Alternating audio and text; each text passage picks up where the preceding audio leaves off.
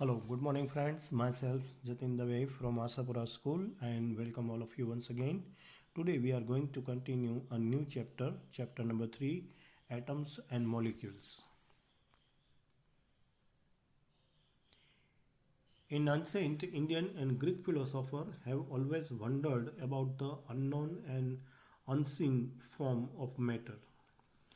पुराने समय में भारत और ग्रीक के जो फिलोसोफर थे ये लगातार उस बात के लिए कोशिश करते थे जानने की जो अननोन और अनसीन है, मतलब कि जो अनदेखा है और जो हमारे लिए अज्ञात है, ऐसे फॉर्म्स ऑफ मैटर के बारे में जानकारी पाने की लगातार कोशिश कर रहे थे. The idea of divisibility of matter was considered long back in India. तो भारत के अंदर बहुत प्राचीन समय से पहले अराउंड 500 BC, यीशु के जन्म से 500 साल पहले हमारे भारत के अंदर idea of the divisibility of matter, मतलब कि कोई भी पदार्थ है उसे कहाँ तक डिविजिबल किया जा सकता है, इसका आइडिया कंसिडर हुआ था. An Indian philosopher Maharshi Kanad postulated that if we go on the divided matter, मतलब पदार्थ, we shall get smaller and smaller particle. तो सबसे पहले भारत के फिलोसोफर महर्षि कणद थे जिन्होंने इस पूर्व धारणा को सामने रखा कि अगर जो कोई भी डिवाइडिंग मैटर है, मतलब कि कोई भी विभाजित हो सके ऐसा पदार्थ है, और हम अगर जो इसे स्मॉल एंड स्मॉलर पार्टिकल्स में डिवाइड कर रहे हैं, ultimately a time will come when we shall come across the smallest particle beyond which further division will not be possible. तो कोई भी पदार्थ है इसका छोटे से छोटे हिस्सों में डिवाइड करते करते एक समय ऐसा आएगा कि उस समय जो हम स्मॉलेस्ट पार्टिकल्स में इसे डिवाइड करेंगे इसके बाद फर्दर डिवीजन पॉसिबल नहीं होगा. And he name this particle is परमाणु. तो ये छोटे से छोटा जो पार्टिकल्स था उसे उन्होंने परमाणु करार दिया.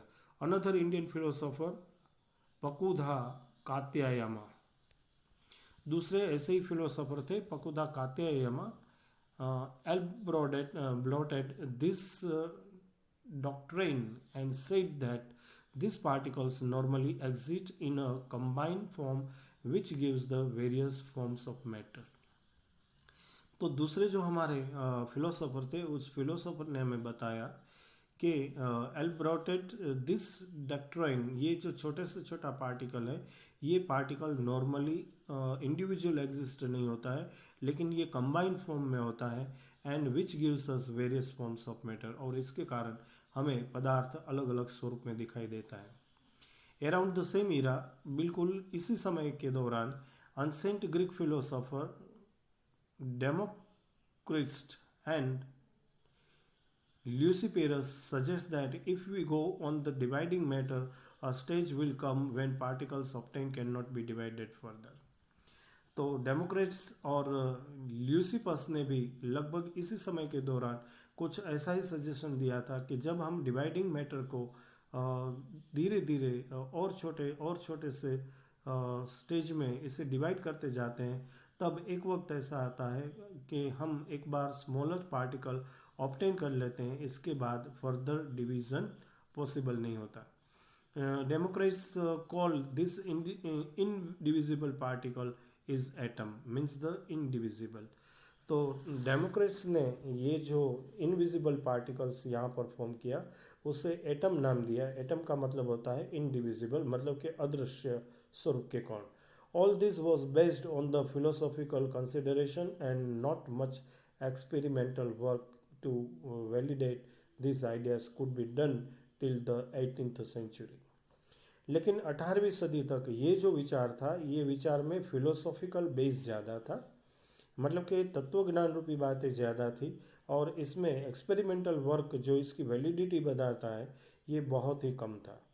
By the end of the 18th century, scientists recognized the difference between elements and the compound and naturally become interested in finding out how and why element combine and what happen when they combine. तो 18वीं सदी के अंत में साइंटिस्टों ने recognise किया elements मतलब के तत्व और कंपाउंड्स मतलब के संयोजन, इन दोनों के बीच में बेसिकली क्या डिफरेंसेस हैं. And naturally become interested in finding out, और स्वाभाविक रूप से इंटरेस्ट इस दिशा में था कि how and why element combine, किस तरह से और क्यों तत्व हैं वो दूसरे के साथ कंबाइन होते हैं, जुड़ते हैं, and what happen when they combine, और जब ये जुड़ते हैं तो क्या होता है। इन दोनों बातों को जानने में उनका रस था।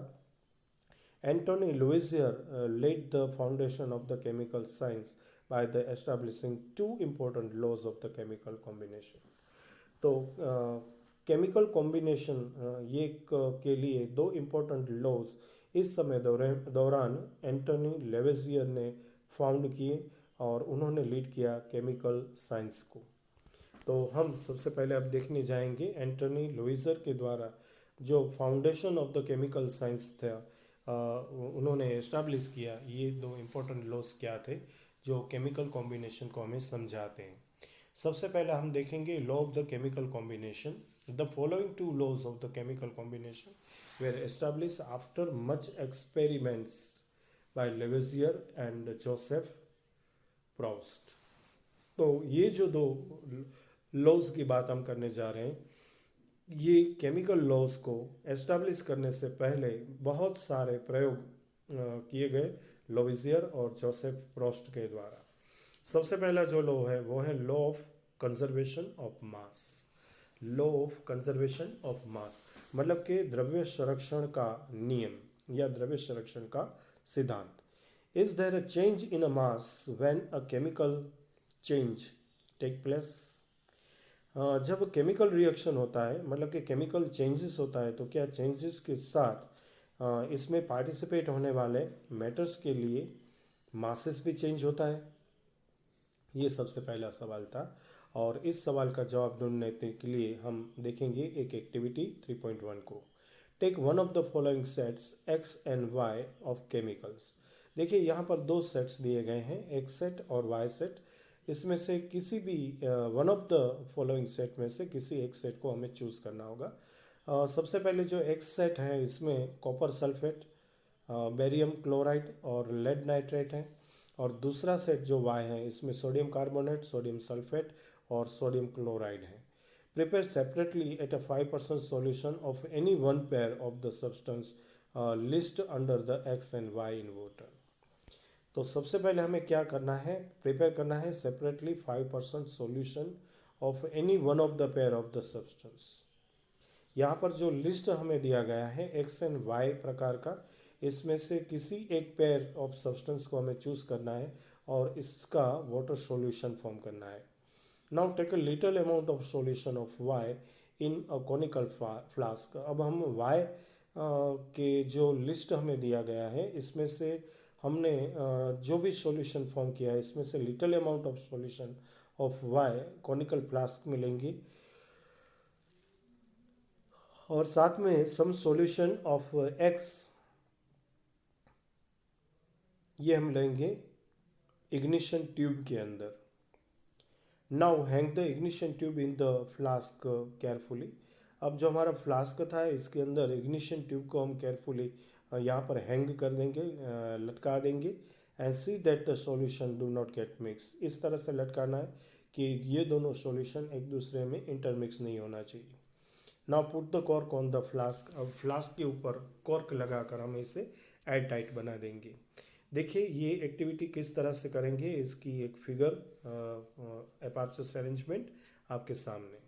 सबसे ऊपर देख सकते हैं कॉनिकल फ्लास्क पर कॉर्क लगा हुआ है और इसने इसे लॉक कर दिया है। इसमें से एक थ्रेड के साथ बंधी हुई हमें इग्निशियस ट्यूब भी दिखाई देती है। जो मेन पात्र हमने लिया है ये है कॉनिकल फ्लास्क, और इसमें एक स्मॉल इग्निशन ट्यूब भी दिखाई देती है। ट्यूब के अंदर सॉल्यूशन ऑफ एक्स हमने लिया है, और जो कॉनिकल फ्लास्क था इसके अंदर हमने सॉल्यूशन वाई लिया है। यहाँ फिगर 3.1 हमें दिखा दे रही है कि ignition tube containing solution of X depend in the conical flask containing solution of Y. तो ये एक्टिविटी 3.1 हम अभी डिस्कस कर रहे हैं किसके बारे में, law of the conservation of the mass के बारे में। चलिए इसे कंटिन्यू करेंगे हम।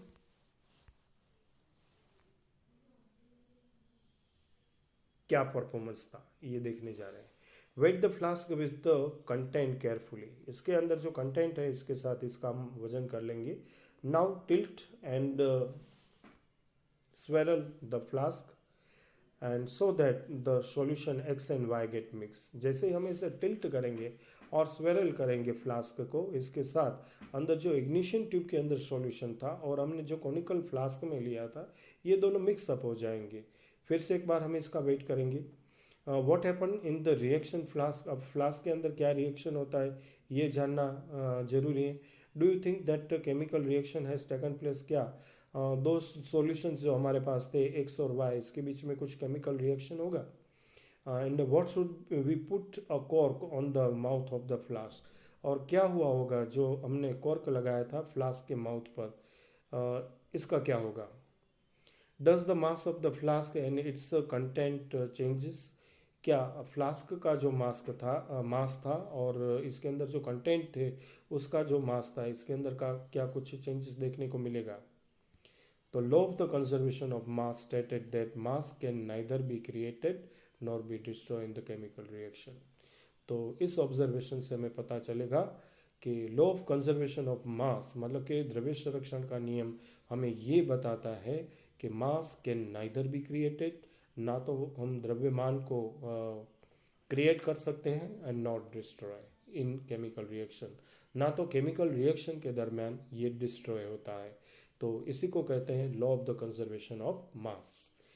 दूसरे लॉ की तरफ हम आगे बढ़ेंगे, लेकिन इस वीडियो में नहीं, नेक्स्ट वीडियो के साथ हम डिस्कस करेंगे law of the constant proportion. इस वीडियो में यहाँ तक आपका धन्यवाद करेंगे और आपसे विदा लेंगे। Thank you very much and bye bye.